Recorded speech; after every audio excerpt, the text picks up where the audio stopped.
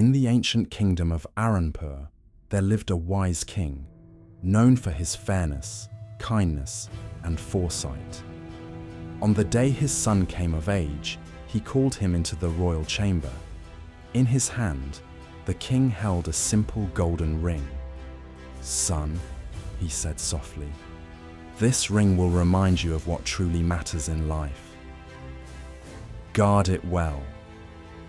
The prince accepted the ring, but he was young, ambitious, and thought little of such a simple gift. As years passed, the prince grew into a man of power. His palace was filled with jewels, silks, and fine feasts. Courtiers praised his looks, merchants bowed to his wealth, and musicians sang of his glory. But the ring, it lay forgotten in a small wooden box, gathering dust in a corner of the treasury.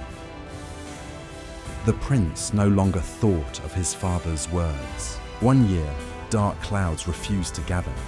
The rains never came.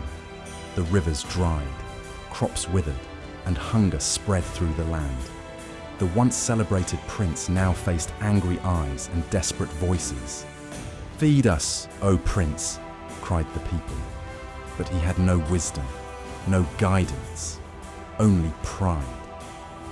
Restless and afraid, he wandered through the silent palace halls until he entered his late father's old chambers. There, in a forgotten chest, he found the dusty wooden box. Inside was the golden ring. The prince slipped it onto his finger, but for the first time, he noticed something carved on the inside. It was a message, small but clear. "This too shall pass." The prince froze. He read the words again and again. Suddenly, it was as if his father's voice echoed in the room. "Neither joy nor sorrow is forever. What matters is how you live in each moment." The proud prince wept.